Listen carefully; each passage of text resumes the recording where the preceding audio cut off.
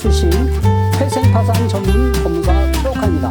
오늘은 개인회생 신청 자격 중 수입에 대해서 말씀드리려고 하는데요.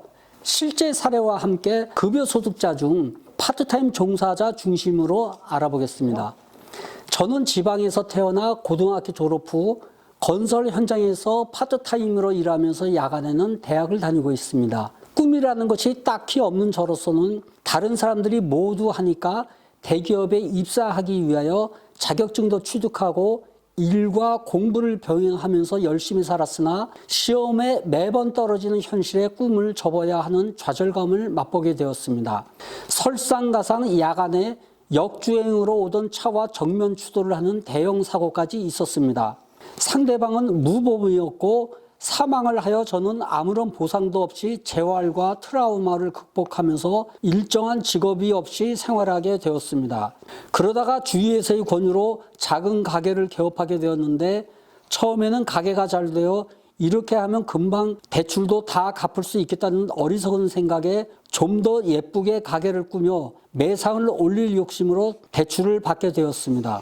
그러나 가게 투자를 더 하고 손님 유치를 해가며 일하던 중 갑자기 터져버린 코로나에 당황은 했지만 이렇게 정기적으로 오래 갈 줄은 정말 몰랐습니다. 매출이 줄고 대출 이자와 카드값에 허덕였고 끝내 카드론, 대부업체와 지인들에게까지 손을 벌렸으나 결국 가게 문을 닫고 폐업을 하게 되었습니다. 저는 현재 새벽까지 퀵 배달을 하면서 버티고 있으나 증가하고 있는 채무 부담에 삶의 의욕이 사라져버린 상태입니다. 여기저기 대출을 하면서 증가하는 채무 부담을 이겨내지 못하고 결국 더 이상 제 스스로 힘으로는 아무것도 할 수 없는 지경에까지 이르게 되었습니다. 저는 현재 일정한 직업이 없이 하루하루 아르바이트로 정기적이고 확실한 소득이 없습니다. 오늘 사례자와 같은 경우에도 일정한 급여나 연금을 받는 분이 아니고 아르바이트 하시는 분이거든요. 이 아르바이트의 성격을 어떻게 볼 것이냐에 따라서 진행을 할 수 있느냐 아니면 못하느냐 이게 판단을 해야 될 것 같습니다. 정기적이고 확실한 수입을 얻을 가능성이 있느냐 없느냐 요 차이거든요. 파트타임 종사자의 경우 이분들이 동일한 근무처에서 이제 장기간 일하면서 수입을 얻는 경우에는 당연히 정기적이고 확실한 수입이 발생할 수 있다고 보여지니까는 별 문제가 없을 겁니다.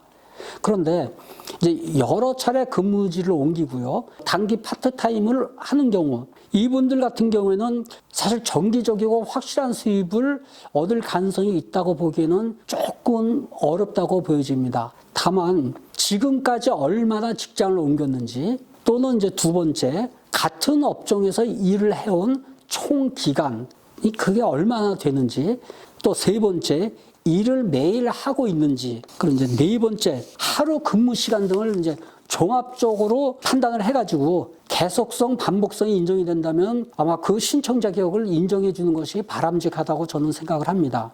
우리 법원은 이것을 이제 어떻게 처리하고 있느냐? 개인회생 사건 처리 지침을 한번 살펴보겠습니다. 법원의 개인회생 사건 처리 지침에서도 급여 소득자에는 아르바이트, 파트타임 종사자, 비정규직, 일용직 등 그 고용 형태와 소득 신고의 유무에 불구하고 정기적이고 확실한 수입을 얻을 가능성이 있는 모든 개인을 포함한다고 규정하고 있습니다. 예규 제7조의 이 제1항에 있는 내용입니다. 그러니까 아르바이트 당연히 지금 정기적이고 확실한 수입을 얻을 가능성이 있는 모든 개인에 포함을 시켜주니까는 다행히 개인회생 신청을 할 수가 있습니다.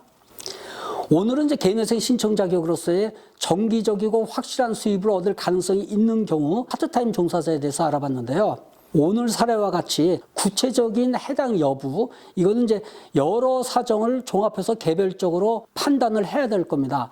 그러나 우리 개인회생 사건 처리 지침 여기에 그 고용 형태와 소득 신고의 유무에도 불구하고 정기적이고 확실한 수입을 얻을 가능성이 있는 모든 개인을 포함한다고 이렇게 규정이 돼 있으니까 파트타임 종사하고 계시는 분들 희망을 버리지 마시고 전문가와 상담을 통해서 개인회생 절차를 이용해 보시길 권해드리겠습니다. 오늘 최혁한 법무사의 회생TV는 여기서 마무리하겠습니다.